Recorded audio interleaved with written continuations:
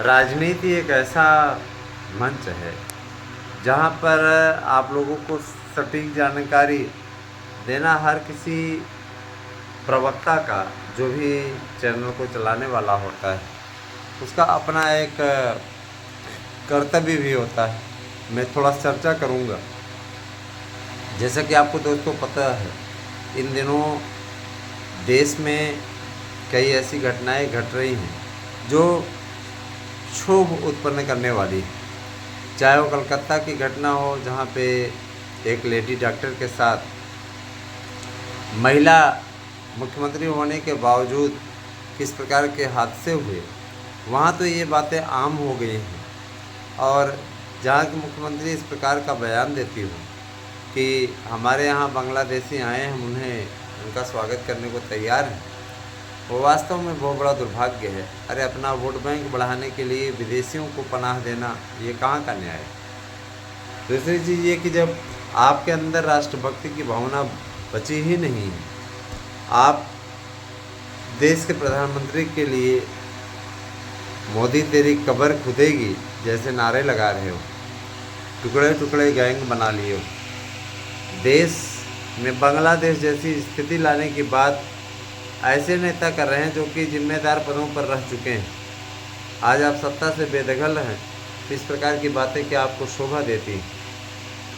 ये भारत देश है जहाँ लोकतंत्र है। इंदिरा गांधी का अनुसरण करने वाले लोगों, अब आपातकाल नहीं लगाया जा सकता। उस समय की स्थितियाँ और इस समय की स्थितियाँ बदल चुकी हैं। उस समय की स्थितियों में कोई एक राजनीतिक दल ही हावी रहता था, जिसके अतिरिक्त कोई और राजनीतिक दल हावी हो ही नहीं पाता था। लेकिन आज के समय में कम से कम इतना है, आज तो बहुत से राजनीतिक दल हैं विपक्ष भी मजबूत स्थिति में वर्तमान समय में। मैं आता हूं चर्चा पे। उत्तर प्रदेश में एक नेता हुए थे मुलायम सिंह यादव। मुलायम सिंह यादव का एक पुराना बयान आया हुआ था, लड़के हैं, गलती हो जाती है। तो समाजवादी पार्टी में लड़के गलती बिगलती करते चले जा रहे हैं।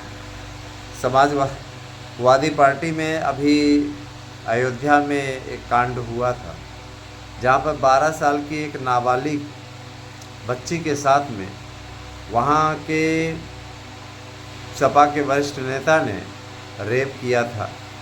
और मोहिद खान नाम का ये मुस्लिम बंदा था जिसने रेप किया था। और यही नहीं, वो गरीब बच्ची की हकीकत तब पता चली जब वो प्रेग्नेंट हो गई, और प्रेग्नेंट होने के पश्चात 12 माह का उसको गर्भ आ गया, है ना, 12 हफ्ते का, 12 माह का दिया।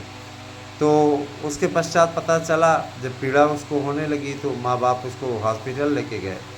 पता चला कि वहाँ पे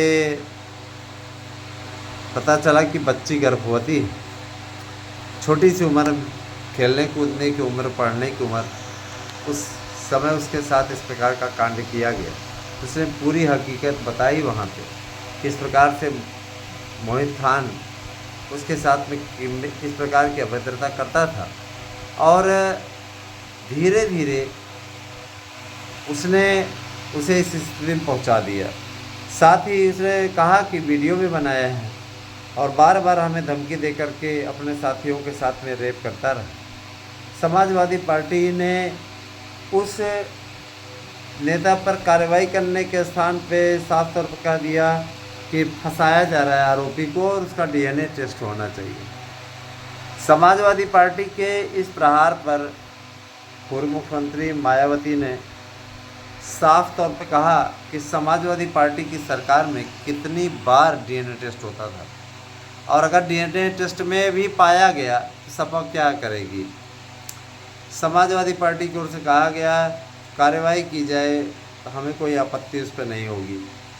अच्छा, अभी अखिलेश यादव संभले नहीं थे, कौन कहे कार्रवाई करने का, संभले नहीं थे। अखिलेश यादव के संभलने से पहले एक और कांड हो गया।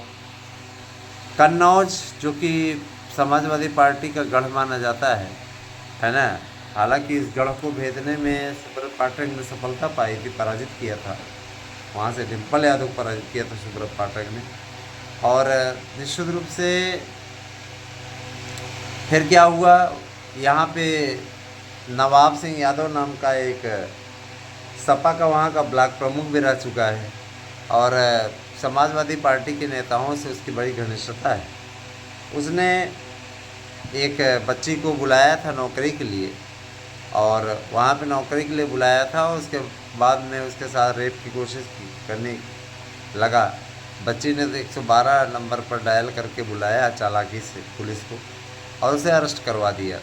जाहिर सी बात है कि समाजवादी पार्टी का एक नेता के बाद में दूसरा नेता, कुछ लोग कहेंगे उपचुनाव है इसीलिए फंसाया जा रहा है समाजवादी पार्टी के नेताओं को। मैं ये बता देना चाहता हूँ कि उपचुनाव से इसका क्या तात्पर्य। उपचुनाव होते रहते हैं, चुनाव आते जाते रहते हैं, इसका तात्पर्य ये तो नहीं है ना कि किसी को फंसाया जाए। यहाँ किसी को फंसाया नहीं जा रहा है। जब आप खुद ही रंगे हाथ पकड़े जा रहे हैं तो आपको फंसाया जा रहा है या नहीं फंसाया जा रहा है उसका कोई मतलब नहीं है। आप स्वतः रंगे हाथ पकड़े जा रहे हैं, है ना। आप स्वतः दिखाई दे रहे हो कैमरे के सामने, है ना। और सबसे बड़ी चीज़ ये कि जिस तरीके का घिनौना चरित्र समाजवादी पार्टी का आ रहा है वह वास्तव में दुर्भाग्यपूर्ण है। आप ऐसे लोगों को संरक्षण दे रहे हो जो लोग समाज में सिर्फ और सिर्फ दुष्कर्म इत्यादि के लिए जाने जाते हैं। आपका ही नेता गायत्री प्रसाद प्रजापति, जो कि जिम्मेदार पद पे भी रह चुका है, एक महिला के साथ में, उसकी बच्ची के साथ रेप के मामले में जेल की सज़ा काट रहा है। जाहिर सी बात है दोस्तों, इनाम देने वाली बात नहीं है इसमें। इनाम क्या, ऐसे लोगों को इनाम मिलता है क्या? समाजवादी पार्टी ऐसी जरूर पार्टी बन गई है जिसे माना जा रहा था कि अखिलेश यादव अमेरिका के पढ़े हुए आ गए हैं, समाजवादी पार्टी से गुंडा ताकतों को समाप्त करेंगे। उन्होंने शिवपाल से भी किनारा किया और मुलायम सिंह को भी पार्टी से निकाला, है ना। तो जाहिर सी बात है कचड़ा साफ करने की कोशिश ज़रूर उन्होंने की थी, लेकिन फिर बाद में वो उसी की गिरफ्त में आ गए, क्योंकि देखिए गुंडे ही समाजवादी पार्टी की बुनियाद बन गए हैं। वो चाह करके भी समाजवादी पार्टी से अलग नहीं रह सकते। जैसे जल से मछली नहीं अलग रह सकती, उसी प्रकार से गुंडे समाजवादी पार्टी से अलग नहीं रह सकते। और निश्चित रूप से इससे समाजवादी पार्टी की छवि खराब हो रही है। सपा मुखिया से हम सबका यही कहना है कि देखिए, शासन सत्ता में जब तक आप रहे, आप लोगों आपसे भर्ती की अपेक्षाएं लोगों की रही, इतना आंदोलन करना पड़ा, किसी जाति विशेष वर्ग के लोगों को आपने नौकरी देना स्टार्ट किया। लोक सेवा आयोग पर अभ्यर्थियों ने कब्जा कर लिया, और वहाँ पे अहीर लोक सेवा आयोग तक लिख दिया था, याद होगा आपको। तो जो भी है सत्ता में आए। अब अवधेश प्रसाद का एक नया बयान आया हुआ है सामने। अवधेश प्रसाद जो अयोध्या धाम के सांसद हैं, उनका बयान क्या आया है कि भाजपा अगर अगले विधानसभा चुनाव में 50 सीट भी जीत ले तो मैं राजनीति से संन्यास ले लूँगा। मैंने अखिलेश यादव पूरी सीट ले जाएंगे और भाजपा को 2 सीट भी नहीं मिलेगी। ऐसा अवधेश प्रसाद का अति आत्मविश्वास के शिकार हो गए हैं। अब ये अलग बात है कि जीत नहीं पा रही सपा, एक बार 37 सीट जरूर पा गई, लेकिन कहीं न कहीं भीतर घातियों की अपनी एक साजिश थी, जिसके चलते इस प्रकार की बातें सामने निकल कर के आई। मैं ज़रूर कहना चाहूँगा कि उत्तर प्रदेश का उपचुनाव आपको दशा दिशा बदलता हुआ दिखाई देगा, स्वतः देख लीजिएगा। मिल्कीपुर के लिए भी अवधेश प्रसाद ने एक दावा किया कि मिल्कीपुर सीट हम जीतेंगे, जबकि पिछले लोकसभा चुनाव में मिल्कीपुर में उनके वोटों की संख्या घट गई और काफ़ी अंतर भाजपा और सपा के बीच में जो रहता था वो उसका गैप बहुत ही थोड़ा रह गया।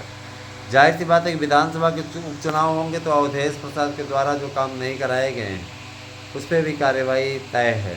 तो आप लोगों से मैं ये कहना चाहूँगा कि देखिए, लड़के हैं, गलती हो जाती है, गलती करने जैसा कार्य ना करें। योगी सरकार है, इस पर मिट्टी पलीत कर देने का काम वो कर देगी, क्योंकि ये चीज़ें बर्दाश्त नहीं है प्रदेश सरकार को कि कोई इस प्रकार का काम करे। रंगे हाथ पकड़ा गया नवाब सिंह यादव, रंगे हाथ मोहित खान पकड़ा गया। जिस प्रकार का ये लोग कांड कर रहे हैं, ये सपा की आने वाले समय में स्थितियों को प्रभावित करने का काम कर रहे हैं। इससे समाजवादी पार्टी की छवि वैसी बनती जा रही, कानून व्यवस्था के मामले पे है ना, भले ही उत्तर प्रदेश सरकार को घेर रहे हैं, लेकिन खुद इनके समय में किस प्रकार की कानून व्यवस्था थी। भाजपा के समय में तो चलिए ठीक है, कानून व्यवस्था एकदम ठीक है, कोई दिक्कत नहीं है। लगातार जिस तरीके से कानून व्यवस्था को दुरुस्त किए हुए, कानून का राज होने के चलते ही जनता जनार्दन पसंद कर रही है। बने रहें आप हमारे साथ में दोस्तों। अगली डिबेट में हम आप बीच में फिर से उपस्थित होंगे। हमारी डिबेट आपको कैसी लगी अवश्य बताइएगा कमेंट करके। धन्यवाद। समाज में गंदगी दूर करना हमारा उद्देश्य है, पत्रकारिता का यही उद्देश्य है। बाकी किसी पार्टी के न तो हम खिलाफ़ हैं। जहाँ भी गलतियाँ नज़र आएंगी, भाजपा की भी धुलाई करूँगा, समाजवादी पार्टी की भी और कांग्रेस की भी, सबकी धुलाई की जाएगी। बस ये है कि आप लोग अपना अनुराग इसी प्रकार से बनाए रखें। धन्यवाद। आज से ये शो है।